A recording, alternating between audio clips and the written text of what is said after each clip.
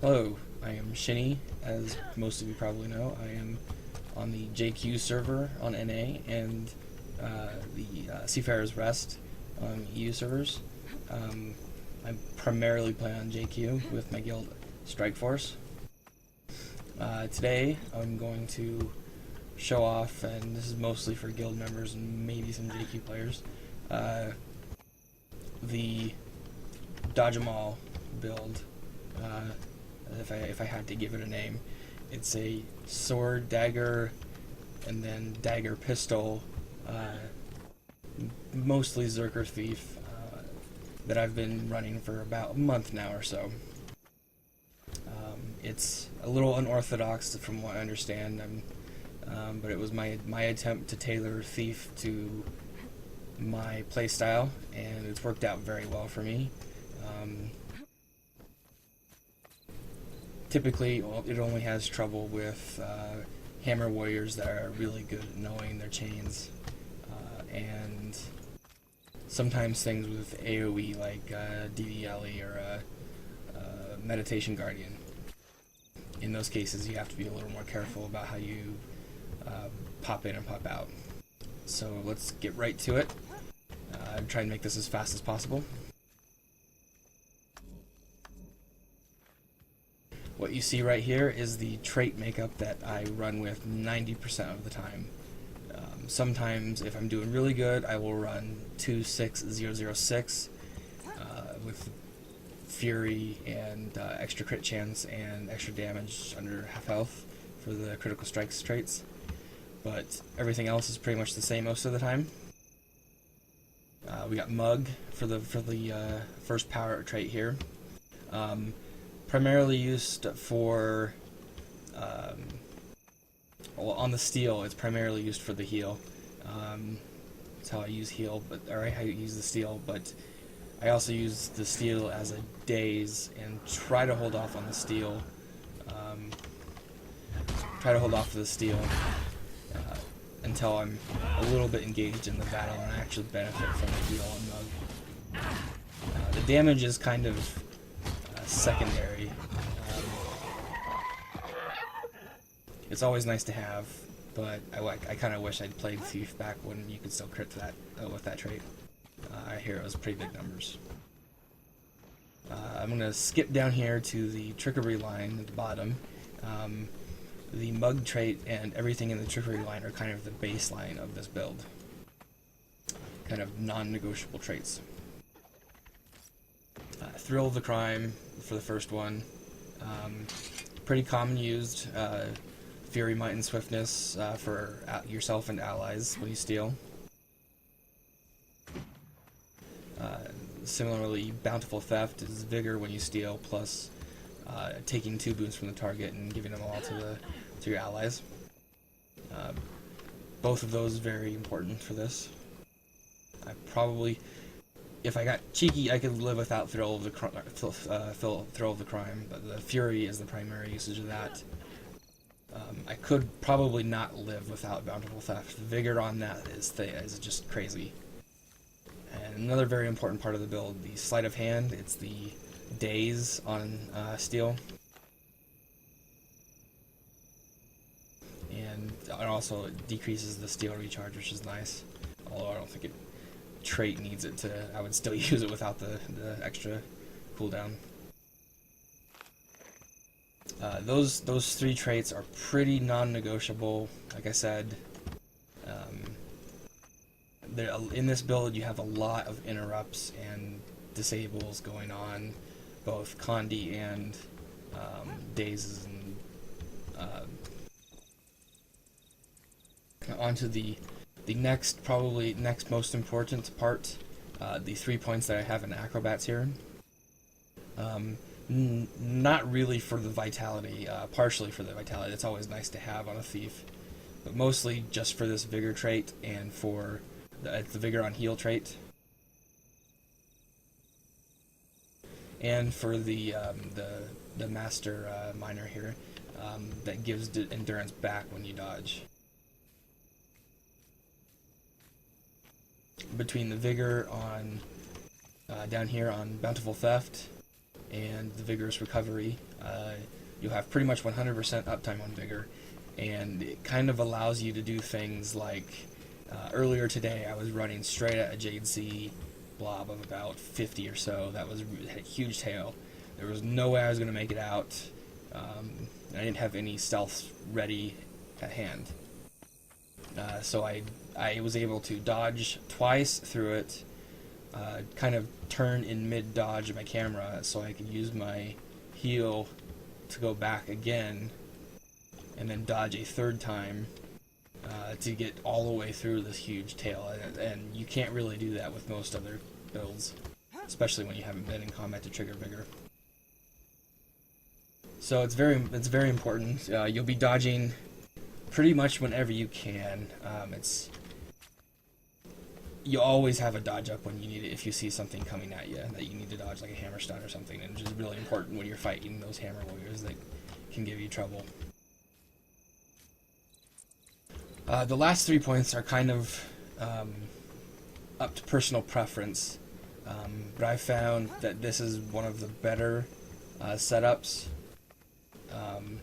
First I want to mention here the blinding powder trait at 25% health.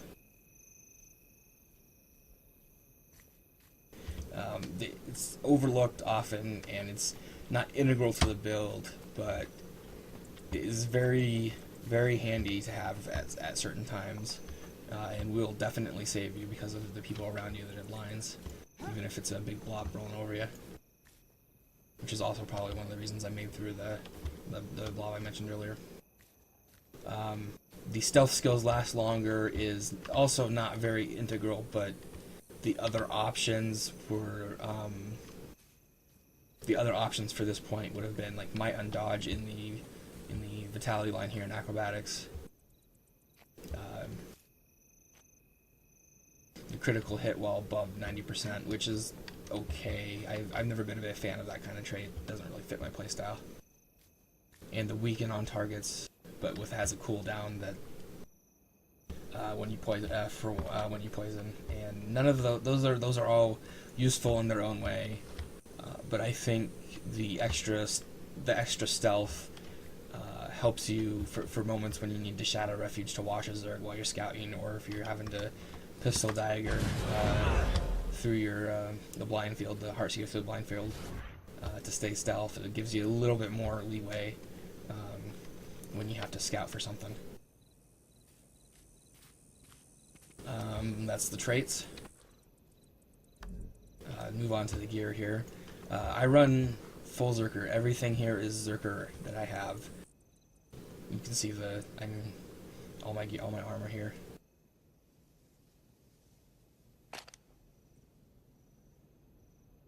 The weapons are all Berserker, and the jewels are all ascended Berserker, except the backpack is Cavalier and I think Barrel Jewel. And there isn't a specific reason for that so much as it was the handiest, closest fitting backpack for this build at the time. If you can get a Berserker backpack, you could definitely run with it, especially if it's ascended. At the time, I just had the karma to get the Cavalier backpack off the ore trader person, and just threw a barrel drill on it because of the vitality. So that's definitely negotiable. Now, the rune set, I use Travelers.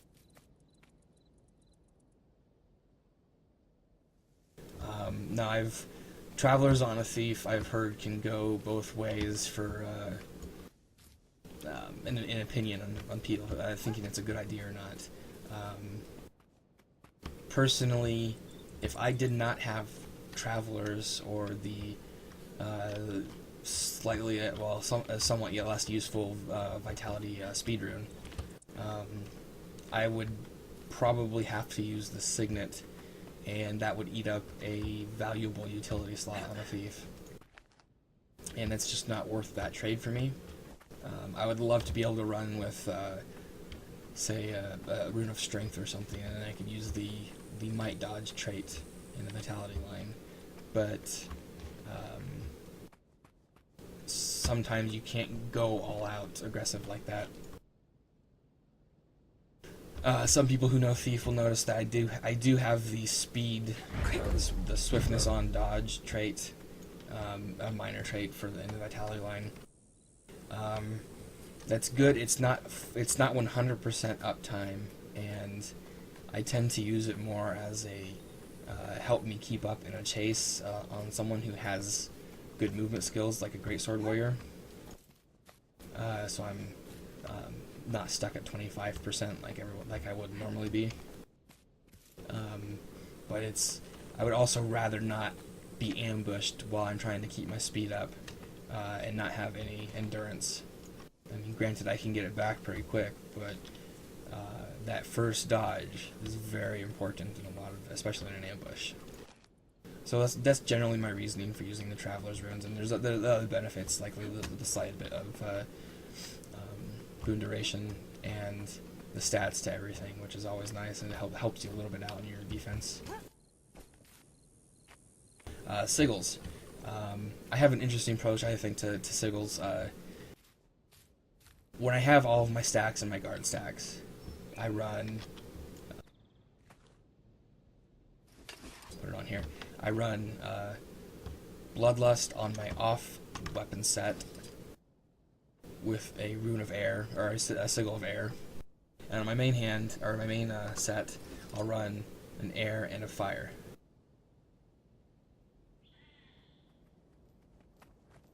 Now, when those two whack at the same time on a crit, it's a butt ton of damage. Like, it especially if it goes on a backstab. You ever notice if you get suddenly without health on a Thief? That's often why. So in one hit, you can do easily probably about 6k damage in this build with if those go off at the same time.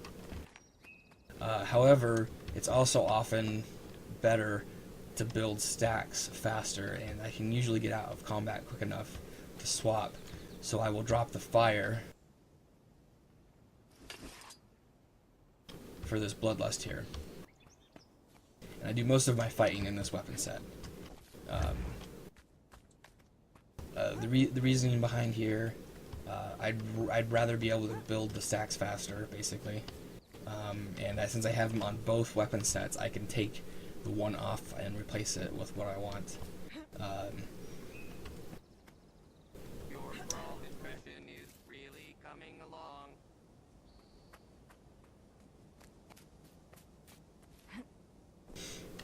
Okay. I hate that stupid robot backpack.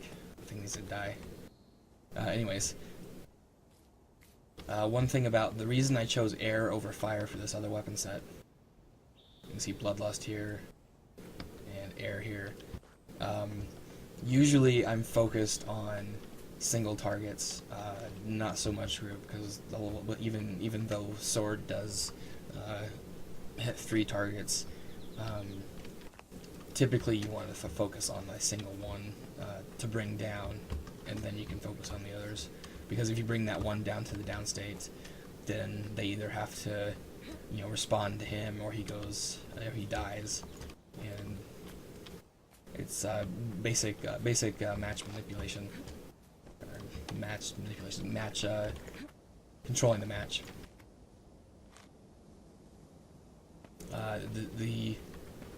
So that I need that single target damage, and the Air Sigil, if you notice, has a 3-second cooldown. Whereas the Fire Sigil, 5-second. Now, Fire's AoE, I don't really need the AoE, so if I put the Air Sigil on instead, I will get more frequent hits on my main target, as opposed to less frequent hits on multiple targets. Now it's kind of moot. That's for the backup set. That's kind of a moot point for the regular set. But if I have the Bloodlust Sigil on, that's why I replaced the Fire instead of the Air on the Bloodlust on that build. Okay, the next thing here. Your heal, you want to use withdrawal. There really isn't a better option here. If you'll notice, it's got a 15-second recharge, and between that and the steel recharge, which is 21.5 seconds, I think, you'll pretty much have vigor uptime 100%. If not all the time, it'll be really close, and that means a ton of dodging, which is really needed when you're running with full Berserker gear. I'll skip Blinding Powder for a second. Shadow Refuge is pretty self-explanatory. It's the little hidey house, as Wilson calls it.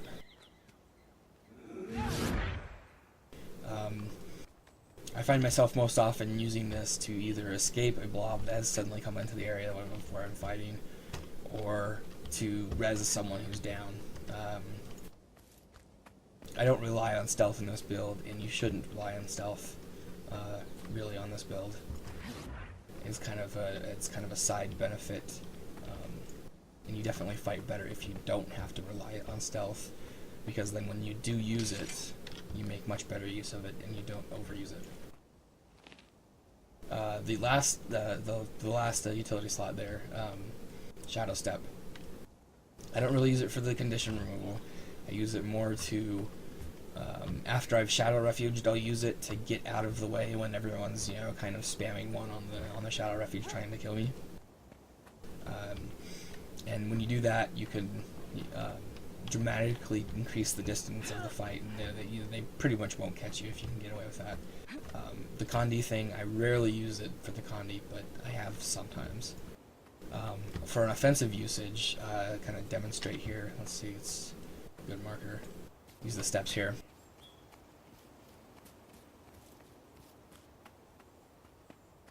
Okay, offensive usage. You notice how far this can go out.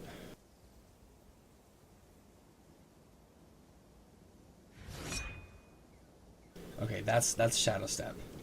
Now, in this build, you have other teleports. The skill I'm using right now, the Sword 2, would jump you about to right here. Maybe a little bit less.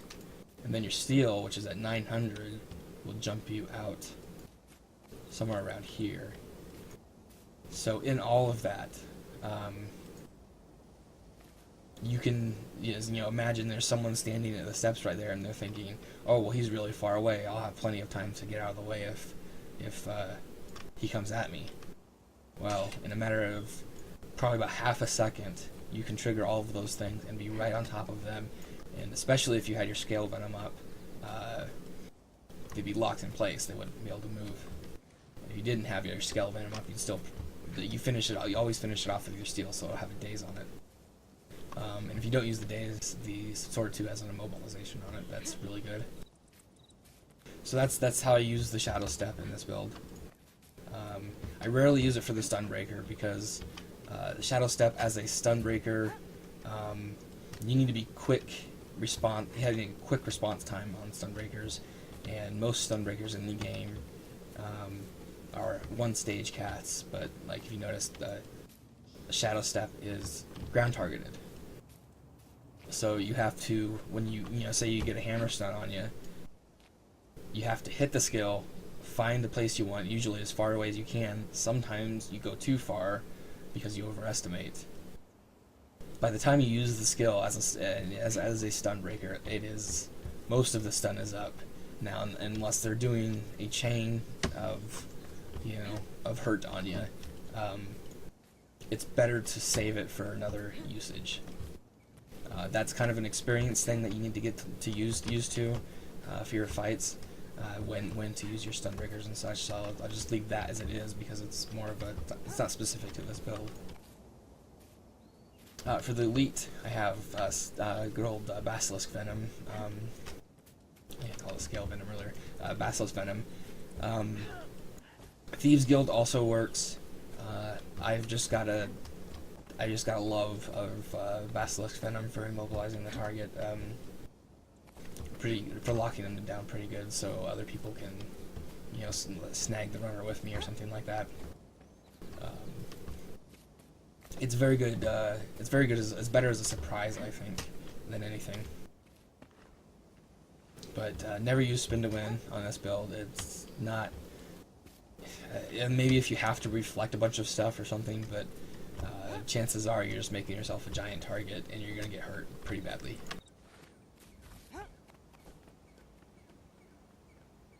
Okay, before we move on, or well, let's go to blinding powder here. Now I seem to have gotten a little bit of heat over using blinding powder, and a lot of people tell me to use Infiltrator's Signet here. I never liked Infiltrator's Signet myself. As a stun breaker, it's just going to teleport you to your target in most cases, unless you somehow manage to detarget in that time. Which it doesn't totally defeat the purpose of a stun breaker, but it kind of hinders you. You're not getting out of the damage; you're getting the ability to get out of the damage.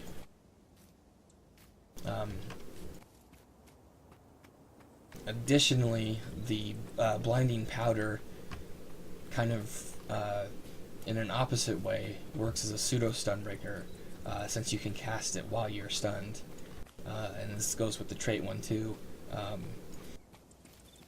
And interesting to note with this build, I think I forgot to mention earlier, this is the blinding on stealth trait.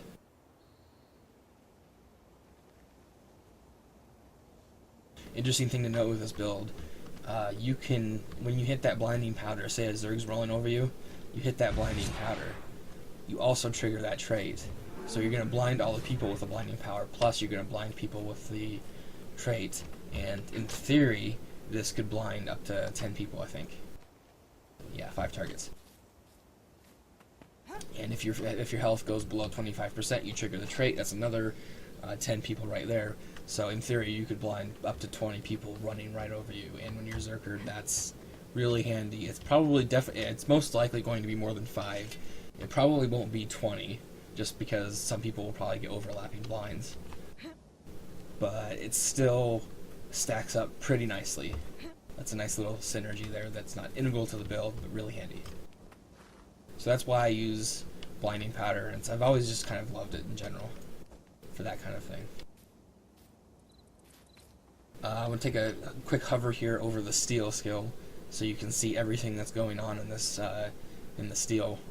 Lots of stuff happens on your steel. Your build isn't designed around it, but it's extremely helpful and can be used in many different ways because of this. And notice this is your only real good access to poison in this build, unless you swap to the other weapon set, which has the poison on the dagger to auto attack.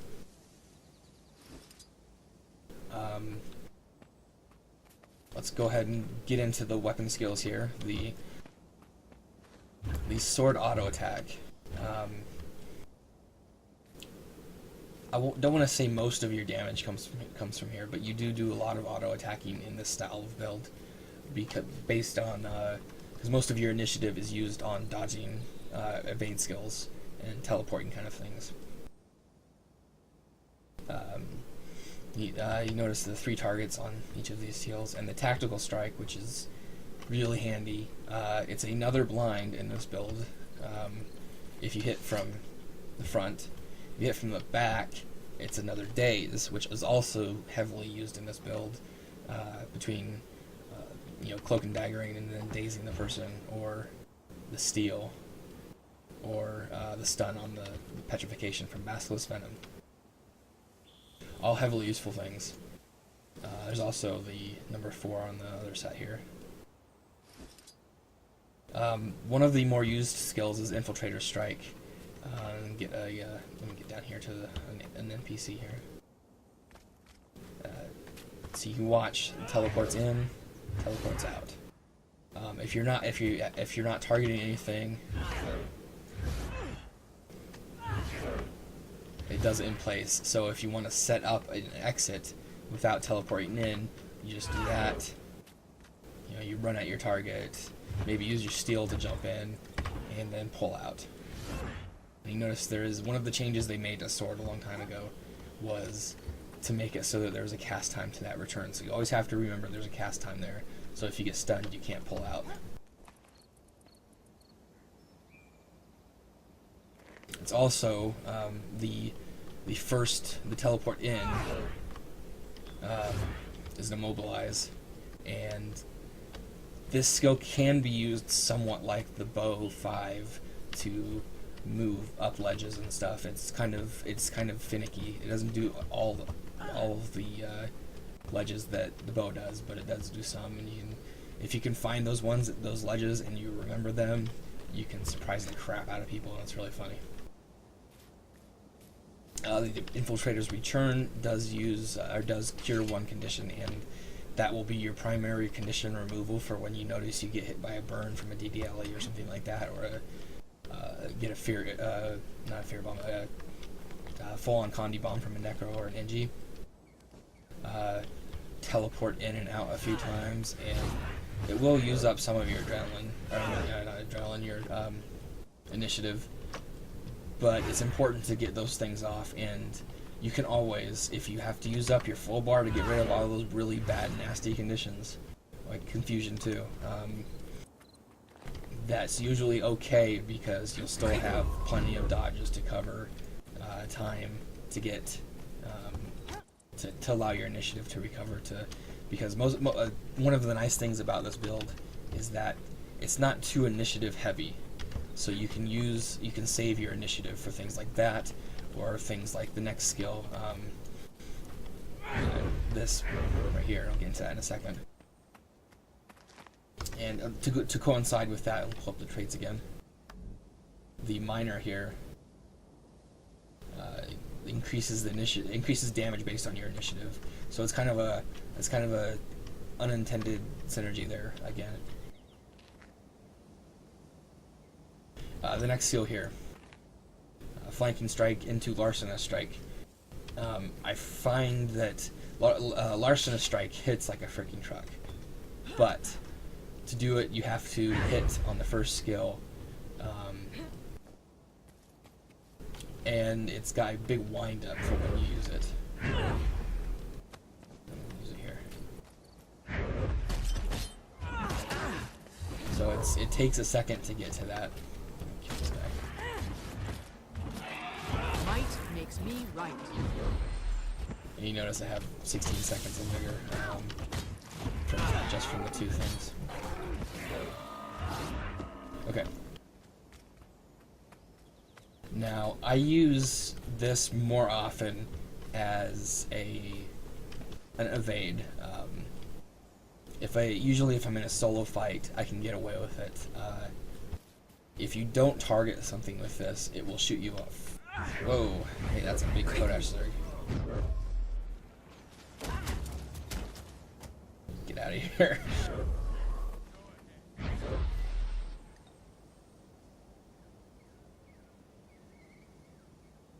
Okay, told everybody about that in that chat. Congratulations, Kodash, you're in my video. Anyways, I was trying to do this during NA time on an EU server because there wouldn't be anybody, but I guess they really wanted to be here. I think they're trying to come back and win. I think they're getting kind of close. Yeah. About 6k behind. I don't think it'll happen, but anyways. That number 3 skill. I never use it as my primary evade because initiative is pretty important. I use the dodge as the primary evade. If I know that I have to chain to get out of a bunch of stuff, like suddenly I see a Zerg coming over a hill and I need to hightail it out of there, you don't move straight on. You have to remember that. You don't move straight on. You kind of have to tilt your camera at an angle. And you can spam 3, maybe 4 of those to get out of the way. And he covers a pretty good distance. And they're all evades, so you'll evade pretty much 100% of the time as you're doing that. In that time, you'll get another dodge back, most likely, and you'll be able to do stuff like use your Shadow Step to get completely out of combat, or your Shadow Refuge to kind of hide yourself and escape.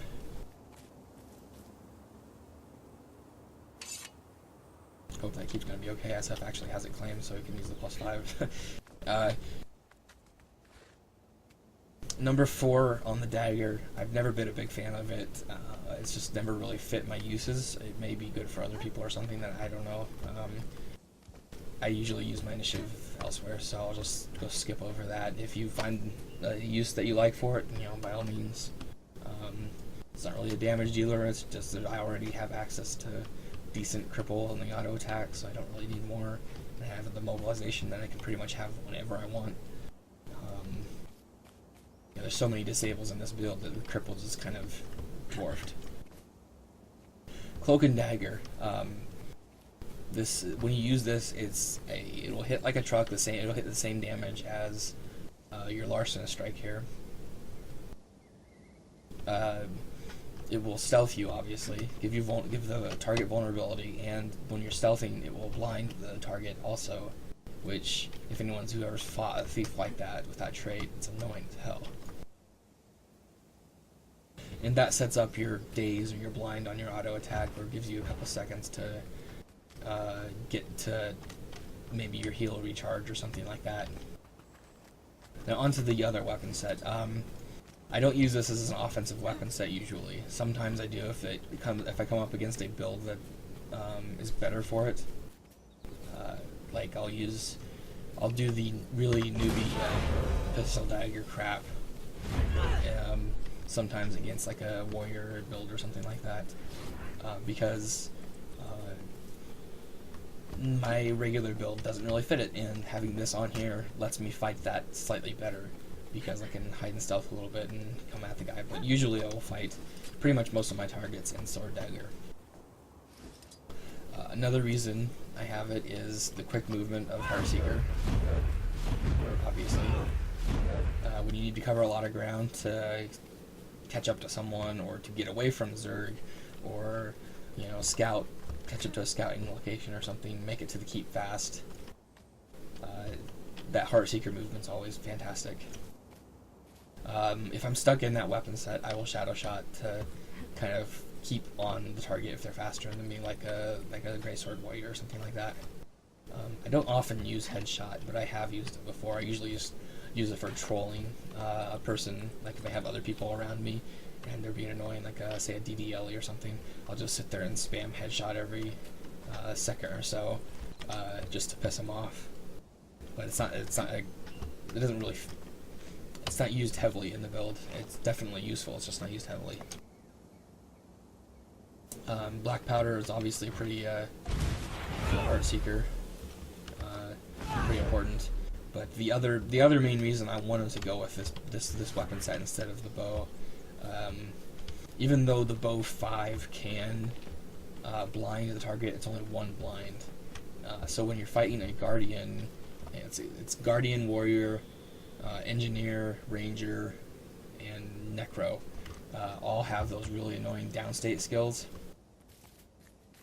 So when you down them, you put this on them, and unless they're really good with their attacks, they won't be able to interrupt you. They'll usually be waiting to use that interrupt for you to start your stomp. And if they do that, they'll be blinded the whole time. The other day I did actually have a Guardian who was doing his Ray chain thing and managed to, purposefully I might add, set it up so that he could bump me off with his burst.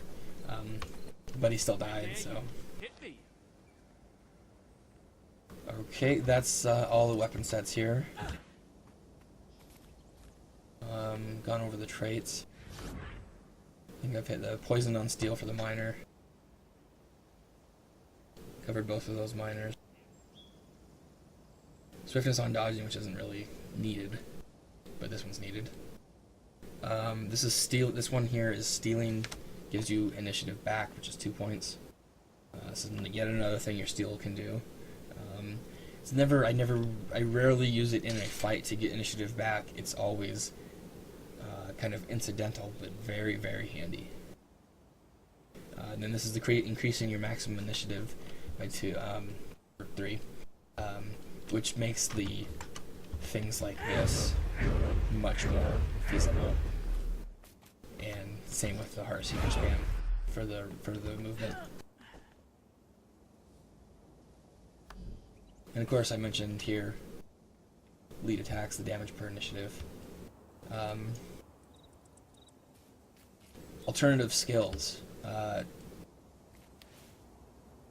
I've used Smokescreen occasionally, but it's usually for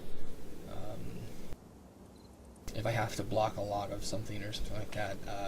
I don't like to keep it on my bar actively. I'll swap it on situationally. The same thing with Scorpion Wire. I love using Scorpion Wire to pull LAs off of, and it's got a really quick recharge here. You see the 20 seconds, so it's faster than the Meteor Shower. And the LAs will only have the one stability usually. So it's great for pulling people off, but it's one of those things where I only put it on occasionally. You can also run with the Devour Venom if you like that over instead of your Shadow Step. It's more immobilized that you don't necessarily need, but it's pretty trolly, and that's always fun to do.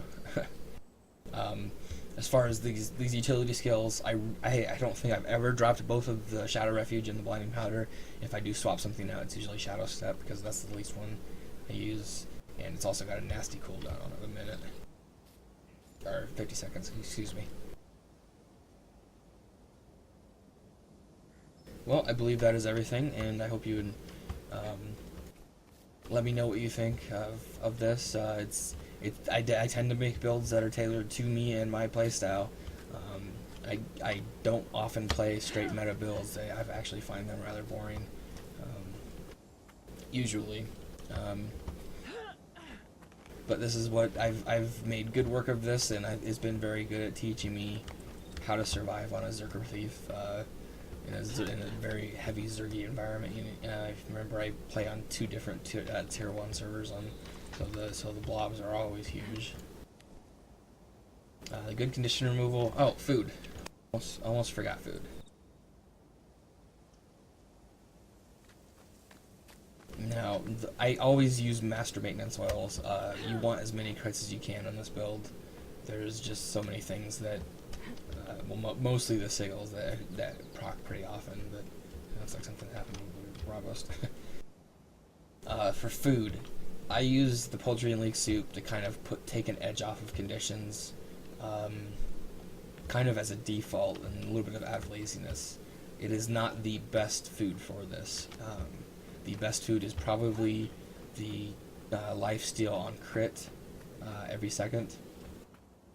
So if you want to go if you want to use that, I would recommend that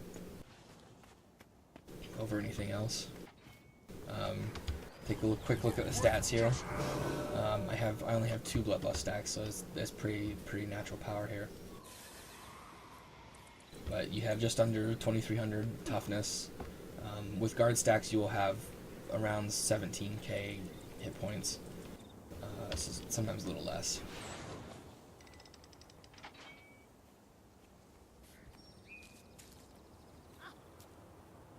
201% crit damage here. If you run with a 26006, it comes up around 219, 220, I believe.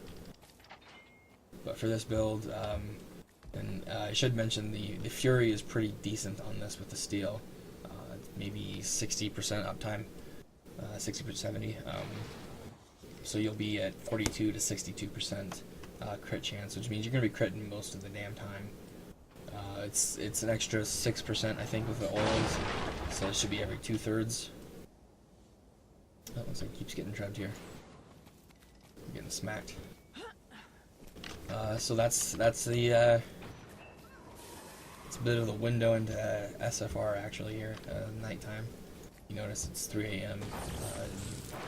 Server time, which is pretty late for the Europe people. Hope you enjoy the build. I would welcome any critiques anyone might have.